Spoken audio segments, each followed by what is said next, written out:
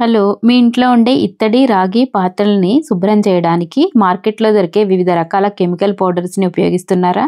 అలా కాకుండా ఈరోజు మన వీడియోలో చూపిస్తున్న ఎలాంటి కెమికల్స్ లేని ఈ పేస్ట్తో ఎంత నల్లగా మారిపోయిన ఇత్తడి, రాగి వస్తువునైనా చిటికలో తెల్లగా మార్చేయచ్చు. చాలా నీట్గా ఉంటాయి. దాని మీద ఉండే మచ్చలు కానీ ఏమీ కనపడవు.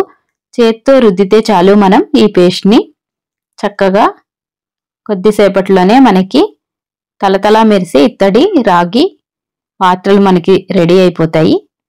బాగా నల్లగా అయిపోయి చాలా రోజుల వరకు వాడని సామాన్లు అయితే మాత్రం కొంచెం స్క్రబ్బర్తో కూడా రుద్దవలసి ఉంటుంది. అదే రోజువారీ వాడి రోజు క్లీన్ చేసే వాటికైతే జస్ట్ చేత్తో రుద్ది ఇలా కడిగేసుకుంటే తలతలా మెరుస్తూ మనకి రెడీ అయిపోతాయి. ముఖ్యంగా మనం రోజు వాడే మంచినీళ్ళు గ్లాసులు, బిందెలకి ఇది చాలా బాగా ఉపయోగపడుతుంది. దీనికి కావాల్సినవి ఏమిటో చూద్దాము. అందరికీ తెలుగుదనం ఛానల్కి స్వాగతం, సుస్వాగతం. 1 కప్పు కుంకుడుకాయలు, 1 కప్పు చింతపండు, అలాగే 1 కప్పు నిమ్మ చెక్కలు తీసుకున్నాను నేను. మూడింటిని కూడా సమానంగా తీసుకోవాలి, ఒకటే కొలతలో తీసుకున్నాము.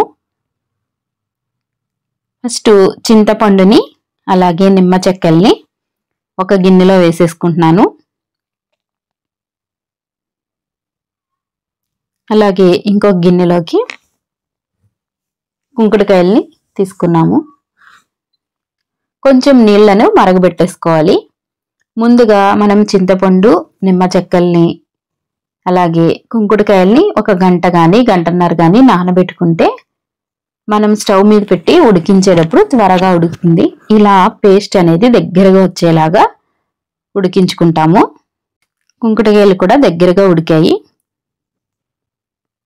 ఇప్పుడు కుంకుడుకాయల్లోని గింజల్ని సెపరేట్ చేస్తాను. ముందుగానే కుంకుడుకాయల్ని కొట్టి గింజల్ని తీసేసి ఉడకబెట్టుకుంటే మనకి చివర్లో ఈ పని ఉండదు. అపార్ట్మెంట్లో ఉండే వాళ్ళకి గింజల్ని సెపరేట్ చేయడానికి, కొట్టడానికి అవకాశం ఉండదు కాబట్టి ఇలా సెపరేట్ చేసుకోవచ్చు తర్వాత. అలాగే ఈ ఉడికిన కుంకుడుకాయల్ని ఒక మిక్సీ జార్లో వేసి మెత్తగా గ్రైండ్ చేసుకున్నాము. ఆ తర్వాత అదే జార్లో మనం చింతపండుని కూడా వేసి అది కూడా మెత్తగా గ్రైండ్ చేసుకుని రెండింటిని బాగా కలిపేసుకుంటున్నాము. ఆ తర్వాత కాస్త పసుపు, రాళ్ళుప్పు వేసి మళ్ళొక్కసారి కలిపి మనం ఒక ప్లాస్టిక్ డబ్బాలో వేసుకుని స్టోర్ చేసుకుంటున్నాము. అయితే దీన్ని మనం ఫ్రిడ్జ్లో పెట్టుకోవాలి. బయట ఉంచితే దీంట్లో ఉండే పులుపు పదార్థం కాబట్టి పొంగిపోయి మనకి పైకి వచ్చేస్తుంది అనమాట. తప్పనిసరిగా మనం ఫ్రిడ్జ్లో స్టోర్ చేసుకోవాలి.